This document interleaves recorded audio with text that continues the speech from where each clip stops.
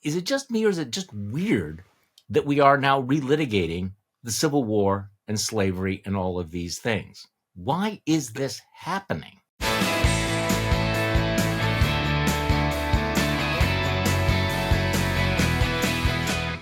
Welcome to the Bulwark Podcast. I'm Charlie Sykes. It is January 8th, 2024. Lots of anniversaries that we need to talk about. I don't know whether you realize this, Will, but yesterday was the 5th anniversary of the Bulwark as a full news site.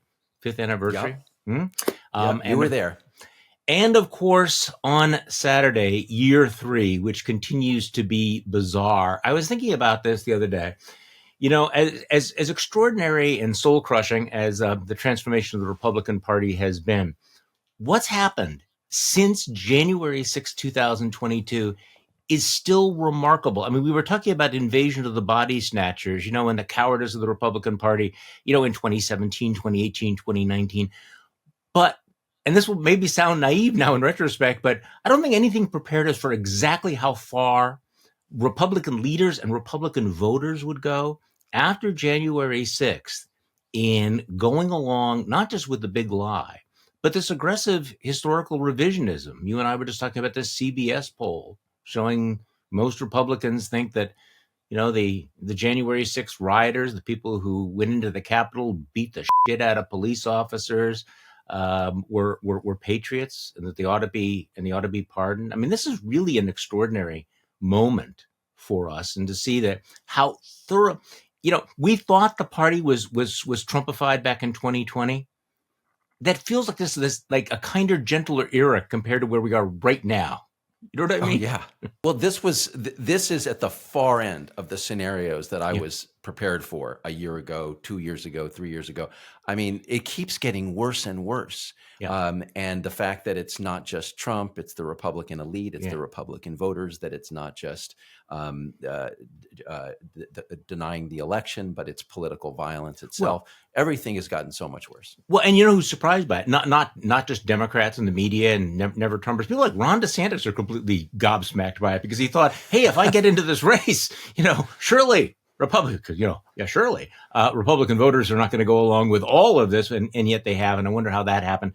So I was thinking about this morning when I was writing my Morning Shots newsletter. Have you noticed that the anti-Trumpers have decided to sort of adopt this sort of smirky scoff? You never Trumpers, you're exaggerating, you're dramatizing all of this. You suffer from Trump derangement syndrome. I mean, really, how bad could it be? And I think, okay, let's just focus on what Donald Trump said this weekend. Okay, he claimed, and I'm not starting with the most important. Okay, he claimed that magnets don't work if they get wet. Did you catch this? Yes. If magnets work, but if you give me a glass of water and I drop in magnets into a glass of water, that's the end of the magnets. For you people at home, no, that's not the end of the magnets. But put this in the box with what Trump doesn't know about, say, injecting bleach into people, windmills, etc., where hurricanes go. Let's just put in magnets. I don't even know what that was about. More seriously, he called the January 6 rioters and seditionists hostages and demanded their release. This, of course, comes at a time when there actually are real life hostages in the world. There are American citizens being held hostage. And yet Donald Trump, once again, hears a word, sees it, and figures, hey, I can seize upon that. I can repurpose that word. In the same way, he's repurposing the word insurrectionist. I'm not the insurrectionist. You're the insurrectionist. It's more than just projection. It's like you take the word and you bend it out of shape to use it as a weapon. So he's not an insurrectionist. He's a patriot. He's a champion of democracy, right? It's Joe Biden who's the insurrectionist because of what's happening at the border. So he did that. He's repeating conspiracy theories, claiming that left-wing activists and government provocateurs were responsible for the breach of the Capitol. All complete bullshit. And in case it was like replaying all of his greatest hits, he once again mocked John McCain for the injuries he suffered as a POW, mocking him for his broken arm. He's saying, we could have gotten rid of Obamacare except for John McCain. John McCain, for some reason, couldn't get his arm up that day. Remember? Yeah. And then, because we're not done yet, he blamed Abraham Lincoln for not negotiating the Civil War. So many mistakes were made. See, there was something I think could have been negotiated. To be honest with you, Trump said, I think you could have negotiated that. All the people died, so many people died. Liz Cheney, as usual, was the one who asked the most direct questions. Which part of the Civil War could have been negotiated? The slavery part? The secession part? Whether Lincoln should have preserved the Union? Interesting. Now, you know that we spent about a month chewing over Nikki Haley's gaffe about the causes of it. You know, this is going to be about 5 minutes of the news cycle. But I want to come back to this because we have some deep thoughts about this.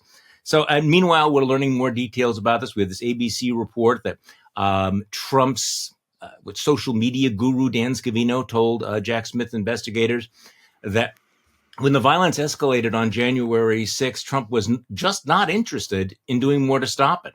Apparently, another former top aide, Nick Luna, told investigators that when Trump was told that when then Vice President Mike Pence was rushed to a secure location, Trump responded, "So what?" And in the undercovered story of the day that may not actually mean that much, in Illinois, Trump refused to sign Illinois' loyalty oath that says he won't advocate for the overthrow of the government. Now, Biden signed it. DeSantis signed it. This has been around since the 50s.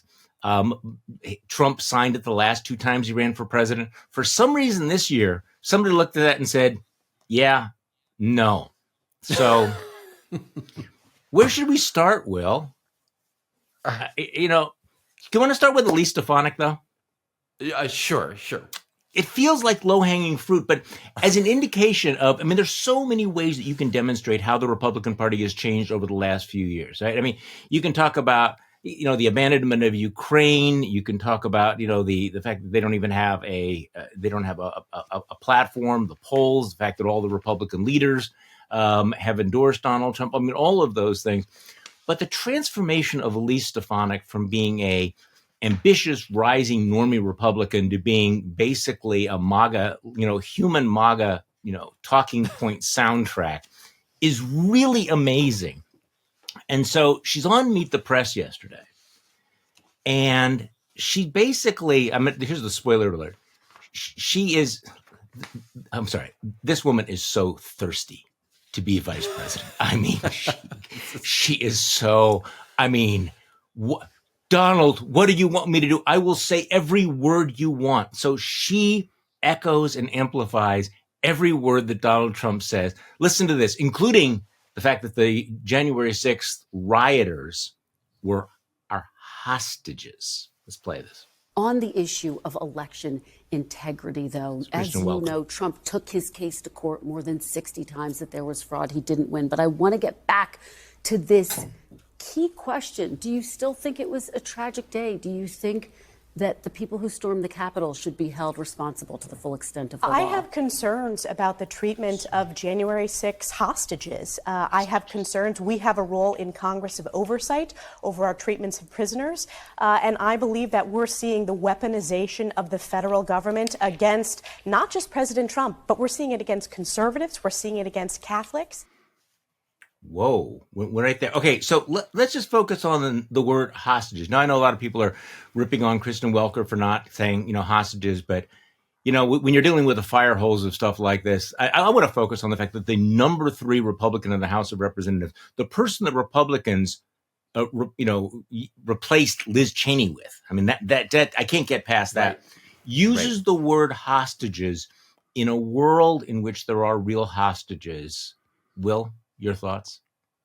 Well, obviously, it's an offense against actual hostages. But to me, the larger point here is that when you say that people prosecuted and convicted by the United States government, particularly for political violence, are hostages rather than convicts, prisoners, what you are saying is that the government of the United States and United States law enforcement are illegitimate.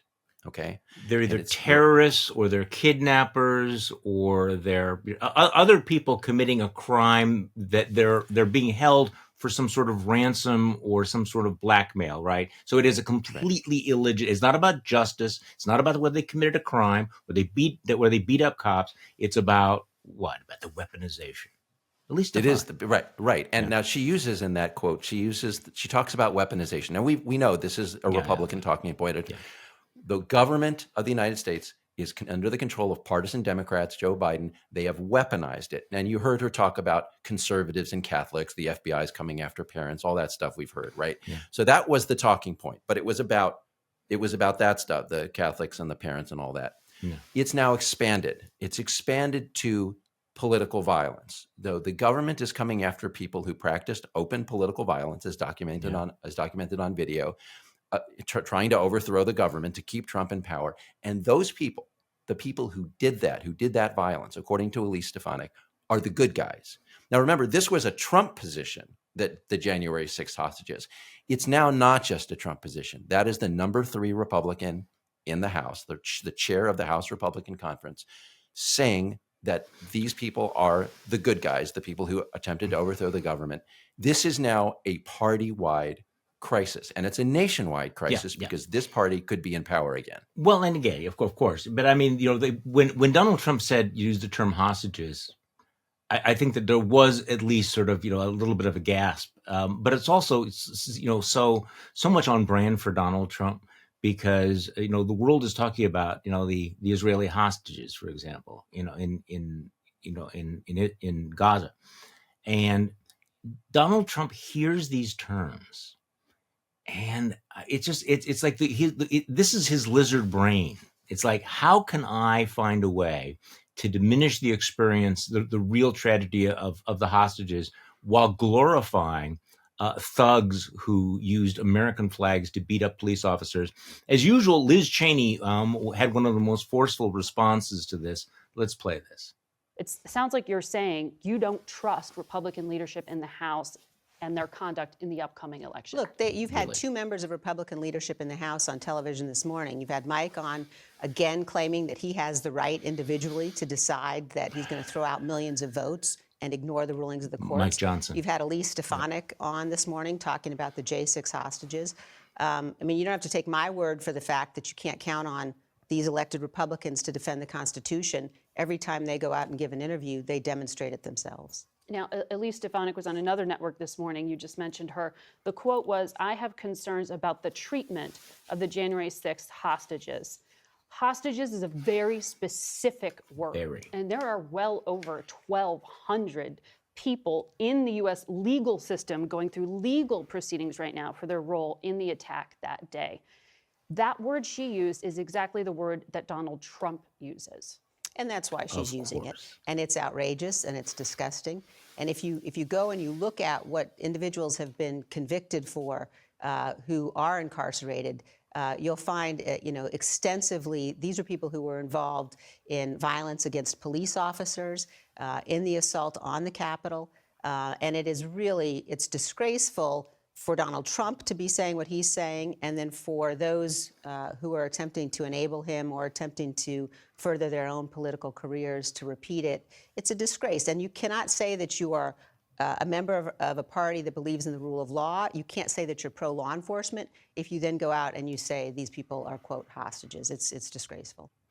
I was tempted to say, well, 5 minutes ago, Republicans would have, but now it's once upon a time, lost in the midst of time, that Republican leaders would have run as far and fast as possible to not associate themselves with Donald Trump's use of the word hostages for people who beat up cops, who engage in seditious conspiracy, et cetera.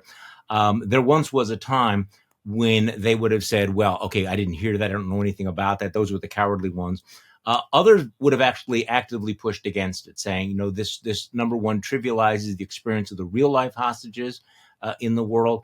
And of course, it completely misstates what the criminal justice system is doing about the rioters of January 6th.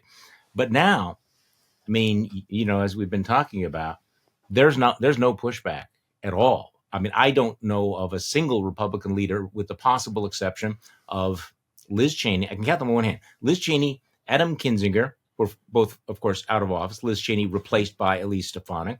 Chris Christie, maybe Asa Hutchinson, but that's it. Everybody else is like, okay, if that's the story, if that's the party line, if that is what the party is telling us we must believe, we're in. Right.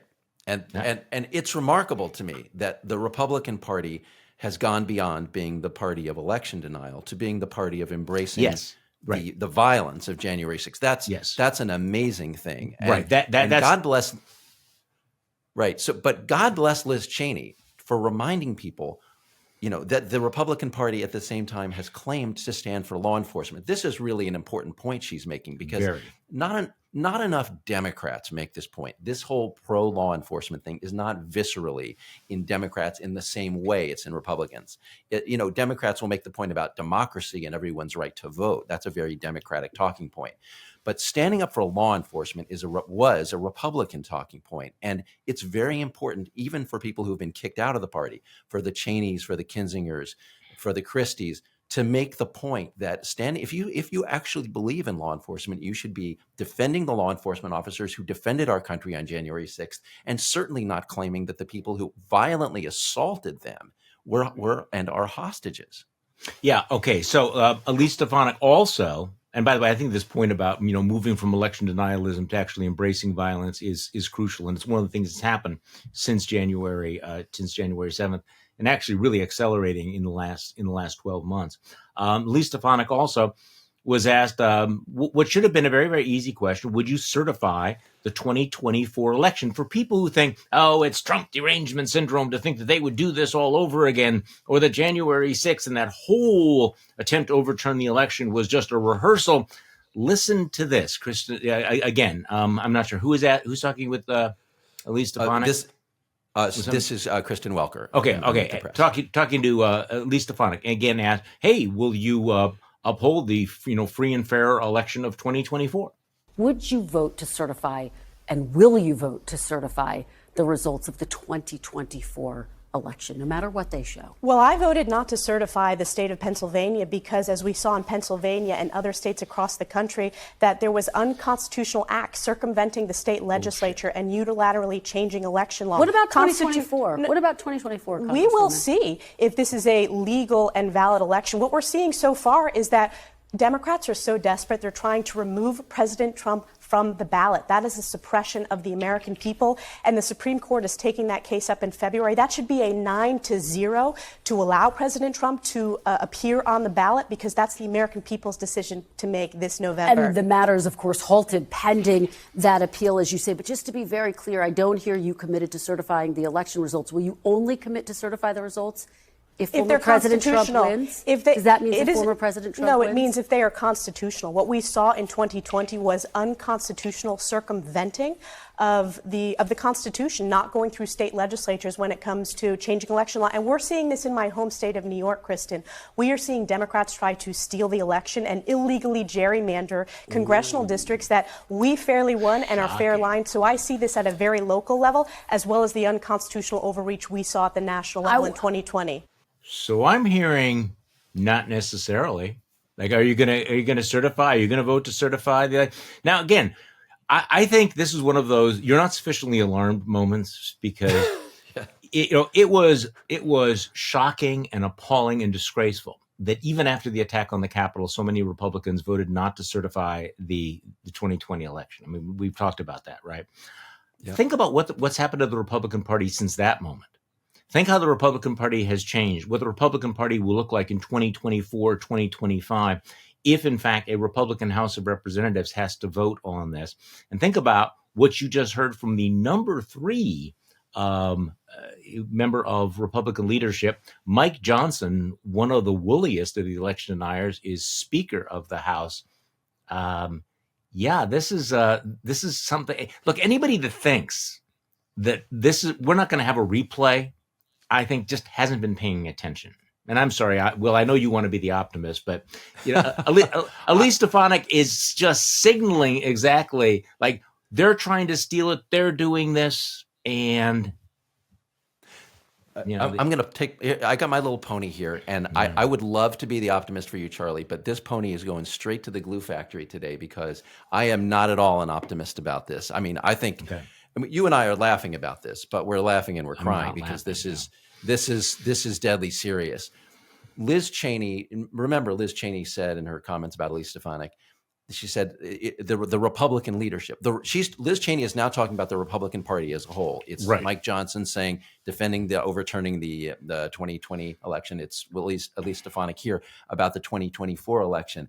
And to my mind, she's not just saying, "Oh, we'll see." She's already laying the groundwork. She's laying the groundwork. Elise Stefanik is for voting to reject electors in 2024. So in this clip, she says.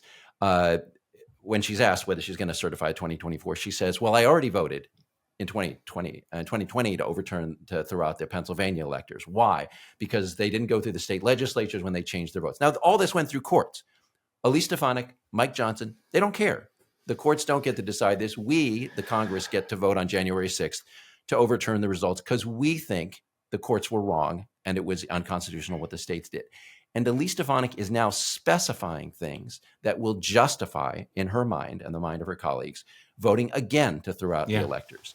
She names trying to take Trump off the ballot, the Colorado, the Maine case, if either of those. But setting that aside, when she says, I don't like the way that the Democrats in New York drew the districts, that is illegal and unconstitutional, and she's citing that as a basis. It's a court decision. Yeah, right. Now, you and I don't have to like this. I don't like gerrymandering. No. But the notion that this warrants the Congress voting to throw out all the electors, what the people of New York voted for, just as they did with the voters of Pennsylvania, this is amazing. And we should take it deadly seriously. Well, I totally agree with you. And just as a parenthetical point, I think I wrote a piece once about, why do people believe these election lies that have been refuted? I mean, you have a conspiracy theory. It is completely refuted, and yet people then move on to something else. It's like, what's going on here? It's because the big lie is a pretext. There is a large part of the Republican Party that just thinks that the Democrats are so evil or so dangerous that they should never be allowed back in power, and we will come up with one pretext or another, and it will keep shifting. These pretexts will keep shifting. By the way, here's the weirdest flex over the weekend too, which is again hard to get your head around. So Donald Trump, in his lizard brain, figures, I'm not the insurrectionist, you're the insurrectionist, is his play. Well, we've seen him do this over and over and over again. But here's the way it actually played out. Okay, so he's talking about it, obviously, thinking about this Colorado case, that says that because of the 14th Amendment, an insurrectionist cannot be on the ballot. Now, that's gone all the way to the Supreme Court. I am not one of those who believe the Supreme Court is going to throw him off the ballot, but it is a legitimate legal issue. But that's the issue, right? An insurrectionist cannot be on the ballot. So he's thinking, what if I say that Joe Biden's an insurrectionist? And the first guy to pick up on that was? Who? Ron DeSantis, who allegedly is running against Donald Trump. And Ron DeSantis says over the weekend, well, we might have to consider kicking Joe Biden off of the Florida ballot because he's an insurrectionist for letting the border be wide open. So, watch how that goes, 0 to 60 as a talking point. Well, if you're going to consider January 6th an insurrection and therefore disqualifying, we're going to make the border. We're going to invent the border, maybe something else. And we're going to kick Joe Biden off. I mean, this is a nightmare scenario where Joe Biden gets kicked off in, say, Florida and Texas, and then, Trump gets kicked off here. I mean, that's why the Supreme Court is going to have to do something about it. But I think it was weird that Ron DeSantis still, at this late date, feels the need to come in and be throw himself in front of the bullets, aimed at Donald Trump, that he's prepared to do this. Remember when Donald Trump was indicted that was the first, one of the first indictments, I think was out of New York. And Ron DeSantis's reaction was, well, if they tried to extradite him from the state of Florida, we would fight that, the free state of Florida. We would be a sanctuary state for Donald Trump. Wasn't necessary. But when you write up your obituary for the DeSantis campaign, just make sure you have a little like note here on all of that. All right. Although One open question there, whether it is the obituary for the DeSantis campaign or whether it is the prescription for the DeSantis 2028 campaign. I think all these people, their craven behavior and DeSantis playing to the Trump voters here rather than confronting his opponent is symptomatic of the general idea that DeSantis, Nikki Haley, and others have been playing all along to inherit the Trump vote when Trump is gone by natural causes or Jack Smith or whatever. Ron DeSantis is so effed. There's no because what he's going to, after he drops out, maybe next week, the rest of the year is just going to be a humiliation tour. It's going to be the long march of Ron DeSantis's humiliation. I was reading, I think it was in Semaphore, and I'm sorry, maybe it was in Puck. I apologize. All the Trump people saying, well, he's going to have to crawl in his belly to Mar-a-Lago and beg forgiveness and endorse Donald Trump and stand at the back of the stage, looking, with that frozen smile. And they will find so many ways to humiliate him the way they humiliated Ted Cruz. The guys like Ted Cruz figured, okay, I'm going to swallow this giant pile of dog shit because I will be a viable candidate in the future. And instead it's like, no, man, you just diminished yourself. You humiliated yourself, and there's no future for you. And I don't think it's going to happen for him in 2028. Charlie, who is the poor sap in the DeSantis campaign who is going to have to break the news to Ron DeSantis? Because I'm sure he's already built his story about if I don't win, we screwed up this and that technical thing about the campaign. We'll come back and do it next time. Yeah. Who is going to have to break it to Ron DeSantis that the problem was Ron DeSantis and that he can't change himself and so he'll never be president? Oh no, nobody's ever going to tell him that. But I imagine it will be Casey DeSantis saying, "Okay, honey, let's just go home. Let's just go home. That wasn't so bad, and we'll turn things around when I run for governor in a couple of years." I don't know. Okay, so let's get to one of the main events of the weekend, which I find incredibly interesting and puzzling at the same time. And I guess I want to have the sort of the larger question. It's like, why is Donald Trump talking about the Civil War at all? I mean, I just think that of all the things you bring up, why are we talking about the Civil War? I mean, did we talk about the Civil War back in the 2000, 2004, 2008, 2012 election? I mean, did we? Donald Trump, student of history, reader of books, has some deep thoughts, about the American Civil War and what a cuck apparently Abraham Lincoln was in comparison to the man who would have had the art of the deal. If Donald Trump had been president, he would have sat down with Jefferson Davis and it would have been the art of the deal, right? Okay, so let's play this. The Civil War was so fascinating, so horrible. It was so horrible, but so fascinating. It was fascinating. I don't know. It was just different. I just find it. I'm so attracted to seeing it. So many mistakes were made. See, there was something I think could have been negotiated, to be honest with you. I think you could have negotiated that. All the people died. So many people died. That was the disaster. If you got hit by a bullet in the leg, you were essentially going to die or lose the leg. That's why you had so many people, no legs, no arms. If you got hit in the arm or the leg, it meant you were up because the infection, gangrene. It was just such a, sort of a horrible time. But I was thinking to myself, because I was reading something, and I said, this is something that could have been negotiated, Okay, the least plausible part of all that is Donald Trump was reading a history of the Civil War. I'm sorry, I can't get past that. Donald Trump is reading something. What? He's reading something on Twitter about the Civil War. So, Will, I guess, first of all, why are we even talking about this? But go on. Well, I'm sure he's probably on his mind because of Nikki Haley. And my God, I thought what Nikki Haley said was bad, but I had nothing on this. And nothing. Charlie, did I hear him correctly that he said he was so attracted to the Civil War? Was that fascinating? I believe that. So I'm fascinated, to it. So attracted. And what is he attracted to? It's people losing legs, losing arms. It's the gangrene. By the way, Trump constantly talks about people losing their limbs. Yeah. I don't know if you've noticed this. So I love the whole thing about Trump thinks that the war should have been there should have been avoided through a compromise, a negotiation, right? There weren't compromises. There was 3/5 of slaves counted as 3/5 of a person. How about that compromise? Is that what you have in mind? Or the Missouri Compromise? We'll have more states come into the Union as slave states. By the way, wouldn't you love to ask him about? So, what did you think about Mr. Trump? What did you think about the Missouri Compromise? No idea. Yeah, no.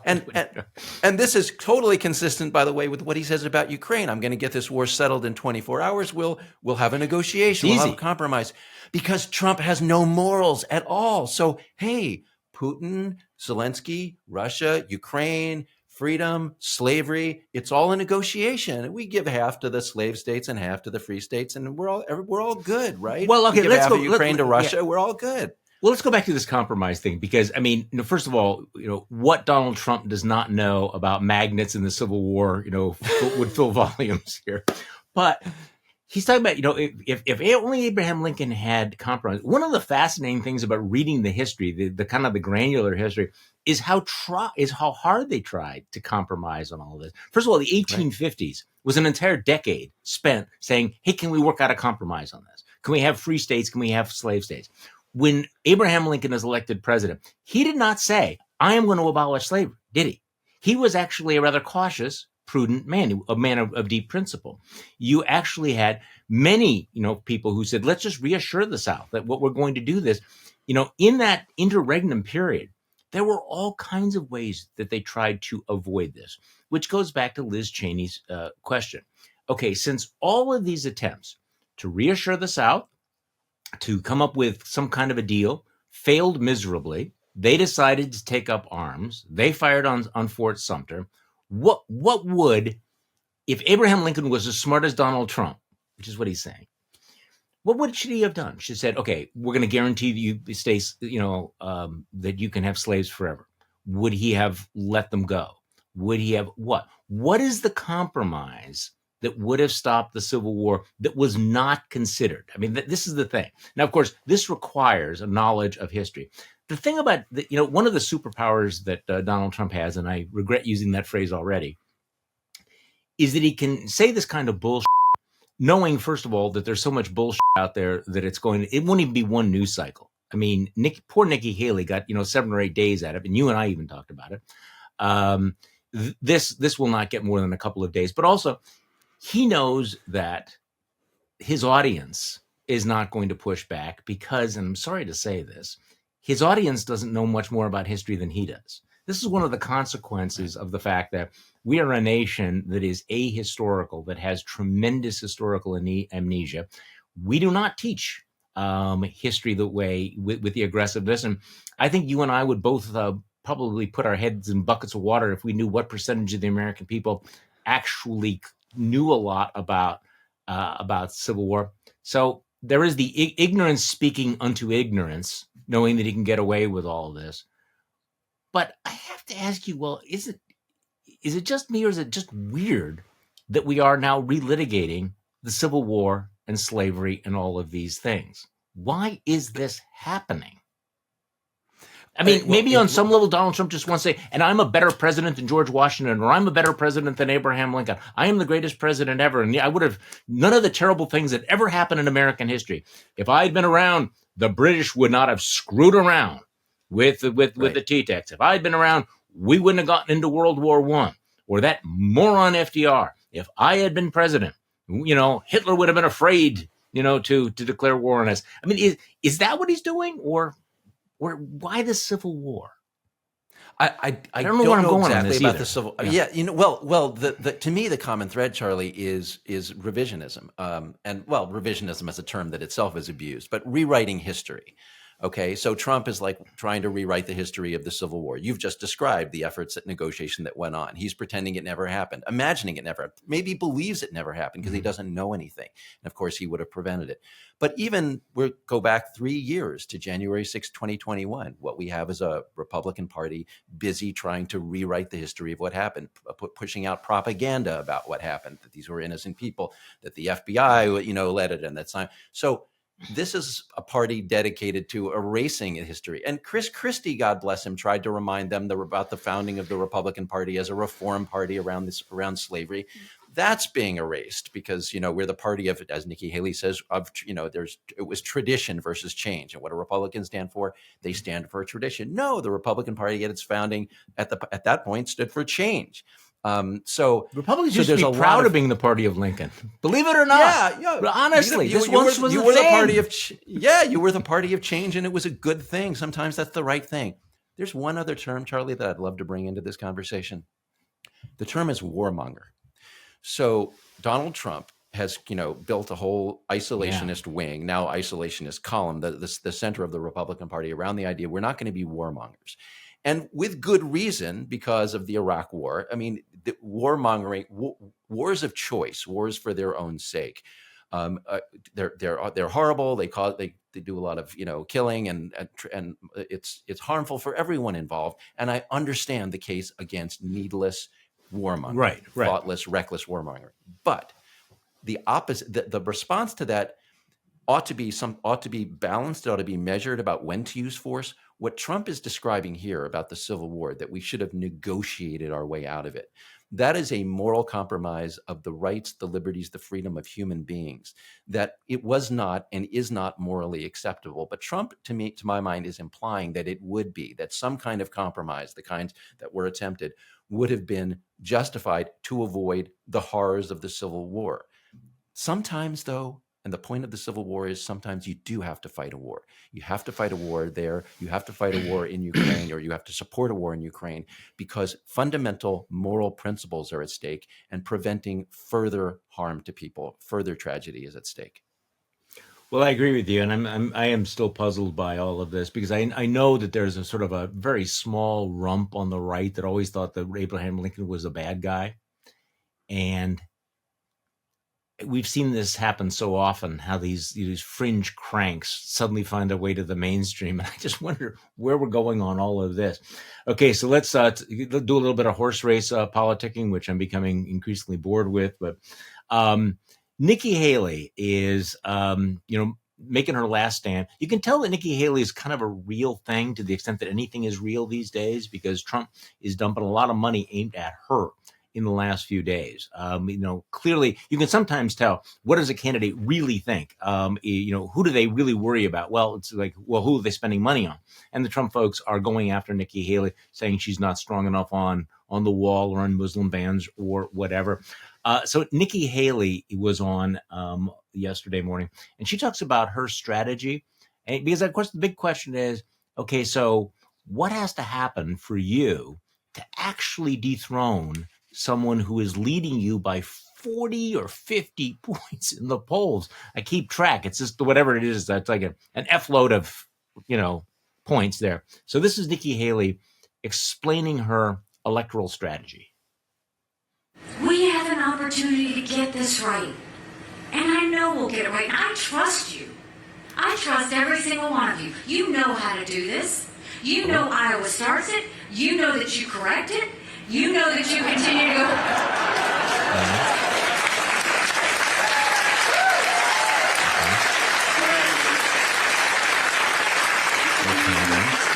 And then my sweet state of South Carolina brings it home. That's what we do. That's what we do. Okay, so that's not much of a strategy. So what? It's like you do well in Iowa, you do well in New Hampshire, and then this dramatic unicorn charge in her home state of South Carolina, right? Well, so just the context of this quote is she's talking to a town hall in New Hampshire. She's telling the people of New Hampshire, Iowa votes one way, and then you correct it.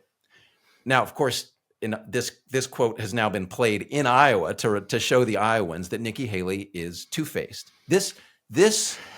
A statement from her is just encapsulates.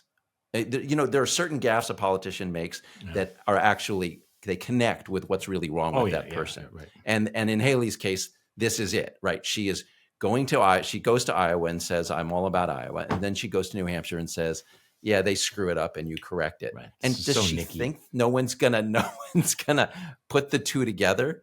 So this is obviously being played against her to expose, for people who are thinking about Nikki Haley as the alternative to Trump, this puts a little doubt in their mind because they can see that she doesn't have a core.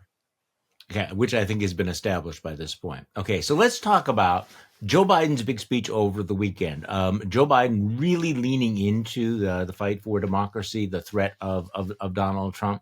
And it's, of course, become, there's a lot of second guessing about it. But let's play a little clip of Joe Biden, who is laying out the stakes of the 2024 election.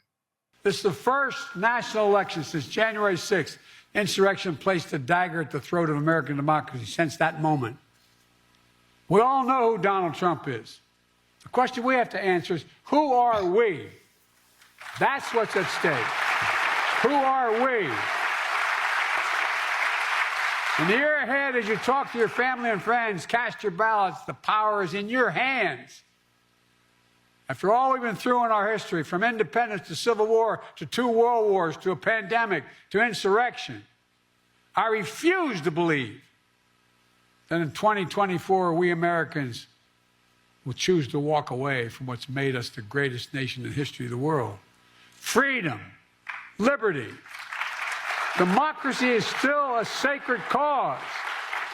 Okay, so Mitt Romney, of all people, who has not carried any water for Donald Trump, says, yeah, Joe, you got to do better than just going after democracy. And I have to say, I disagree with Romney on this, because I think that this is what Joe Biden needs to say. I think it's necessary. It's not sufficient. He's going to have to do a lot more. I think that I hope that they repeat this message. I was impressed with the detail that he brought in about Donald Trump, because people like you and me, and people who listen to this podcast, we know all this stuff, even though it's kind of hard to sometimes keep it all in your head.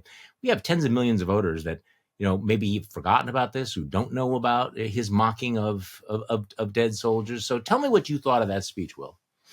I loved the speech. I wish I'd had somebody who could finish a sentence clearly, actually delivering the speech. But the speech itself was really good and important. There are two scenarios here coming out of this that are bad, but I want to distinguish between them. One is that Donald Trump wins re-election and becomes president of the United States again.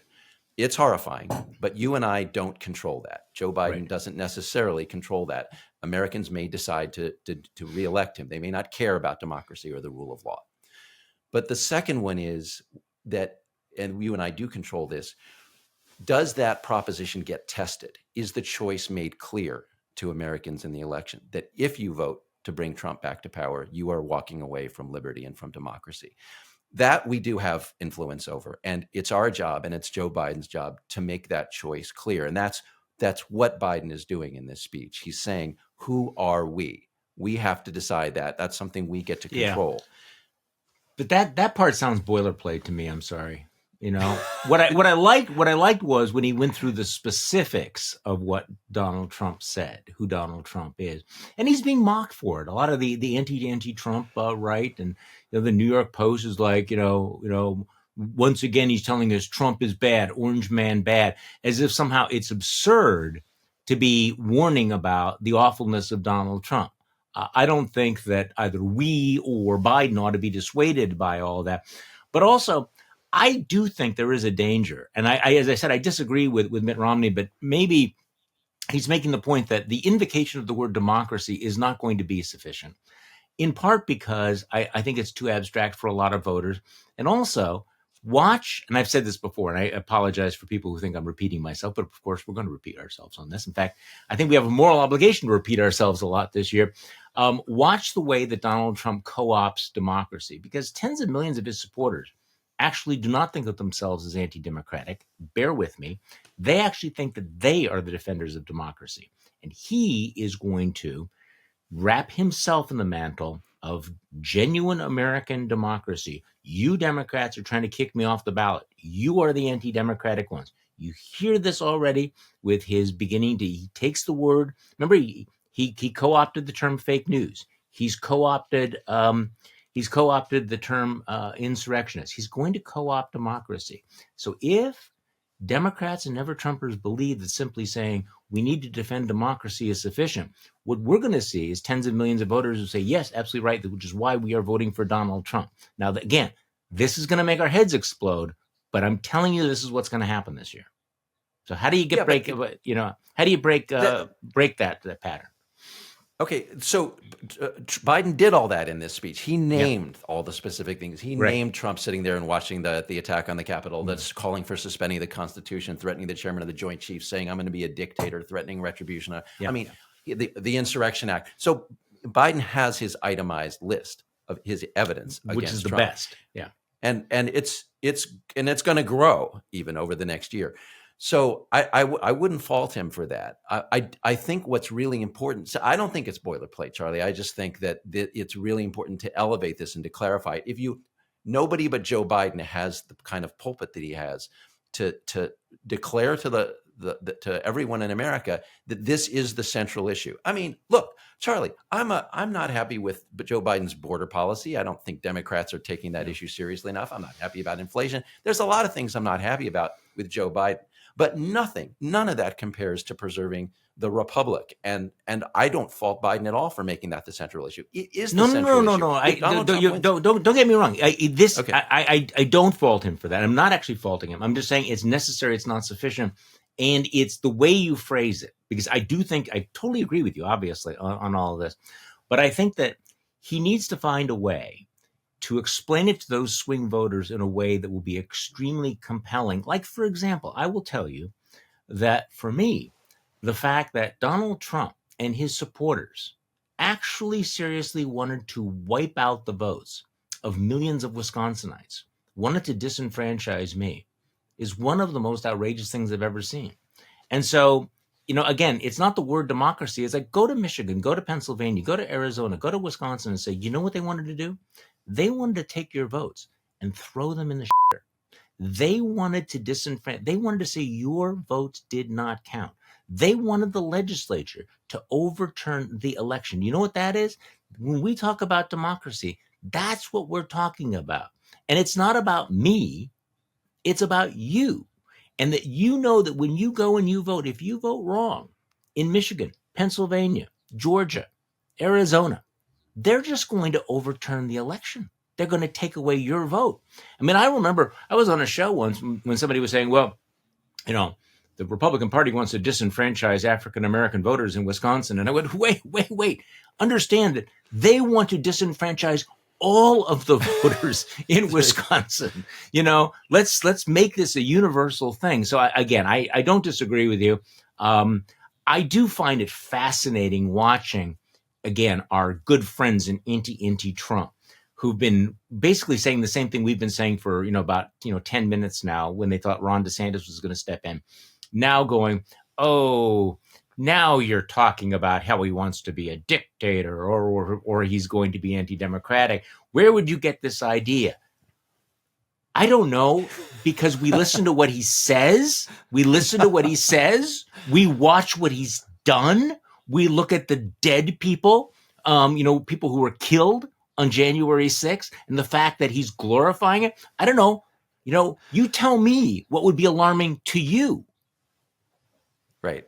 A couple of things I want to follow up on. One is, in this speech, one of the things that I really liked about it is, Joe, there's an art in politics to framing an attack on your opponent, a criticism of your opponent, that is so true that the person cannot get out of it because it's in their nature. They're going to give you more evidence for it. So in this speech, Biden says that Trump's campaign is it's all about him, that Trump is obsessed with the past, not the future, and that Trump can't stand that he was a loser in 2020. Loser. And you and I know Trump cannot stand this. He cannot stand that he was a loser. He's going to keep talking about it. He is going to talk about himself because he is a malignant narcissist. Yes. And he's going to keep talking about the past because of, having to relitigate all that. Yeah. So this is an indictment of Trump, which is broader than the critique of democracy, that it's a narcissism obsessed with himself, not really about you, which hopefully will bring over some more voters, and which Trump himself will provide further evidence of as the campaign goes on, because that's Donald Trump. He can't stop himself. So I think that's really important. The other thing about this speech, he talks about the democracy, but he goes beyond that to the point of we've been discussing about the violence. And there's a part of it where he talks about how Trump laughed about the hammer attack on Nancy Pelosi's husband. Yeah. Right. And Biden, he's furious. For those of you who you might hear this speech, but you can watch it. He's just physically livid over it. And he actually says about Trump at that point, what a sick and then he can't finish the sentence. People start laughing, but everybody knows it, that this is Donald Trump believes in violence. And I believe as we see more of this embrace of January 6th, the idea that these are people who committed violence, that they are hostages, you're going to see more of a definition of the Republican Party, not just around denying the election, not just about trying to overturn the election through Congress, but about the violence itself and the defense of the people who committed the violence. I am hopeful. I would like to believe that America will reject at least that. Well, I share that hope, obviously. Okay, one last little tidbit, though, at the end. As we watch what's happening to the Republican Party, and Republicans are telling, themselves that, okay, we've got the wind at our back in 2024. We're going to go with Donald Trump. We're going to get, power.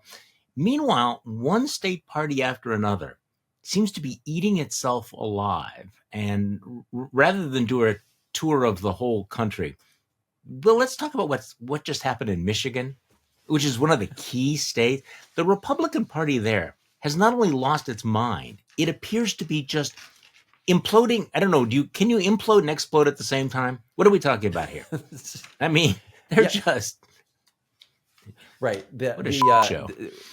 This is so in Michigan, we have an election denier who's in charge of the Republican Party, the chair of the Republican Party, Christine Caramo. I keep forgetting how to pronounce her name. Caramo. The point is, this woman is now a threefer. Okay, so she got her job as chair of the party by denying the 2020 election, right? And Trump loved that. She denied she's never accepted that. Yeah. She then runs for Secretary of State as the Republican nominee in 2022, right. And she loses, Charlie, by 14 points. This is not a close election, 14 points. Yeah. She denies having lost that election. Yeah. Now she's screwed up the Michigan Republican Party so bad she's literally trying to sell the headquarters. That's how bad things are.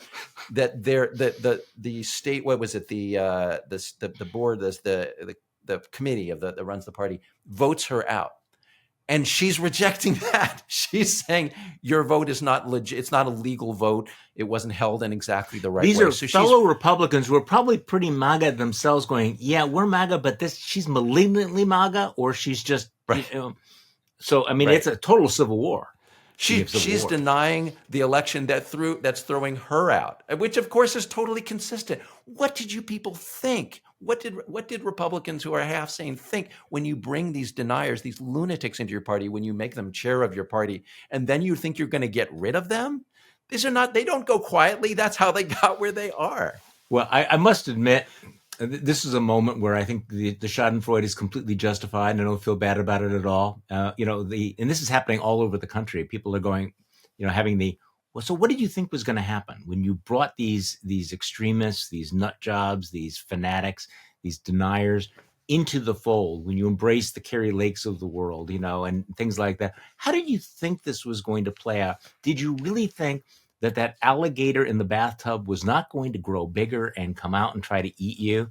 And this has been happening in state after state. So, here in Wisconsin, we have a reasonably normal legislative leadership of the Republican Party, seriously. But they felt, what? Let's, hire this sort of demented former state Supreme Court justice, and we'll pay him $1 million to do an investigation because that'll quiet the crazies. And of course, it didn't. And this is happening in state after state where they're trying to appease the whack jobs. The whack jobs are never appeased, and they don't go away. And so you have this kind of chaos being played out. So for the moment, I think that, the normies have decided we're just going to surrender. We're going to keep our heads down. A good chunk of the normies are just leaving the party. Are leaving office, waiting until the storm passes. But let's end on a bad note here. The storm's not passing. And for all you Republicans that think, if I just keep my head down, I endorse Donald Trump, I go along with all of this stuff, someday I'll wake up and, the sun will be shining and we'll have normal Republicans running again.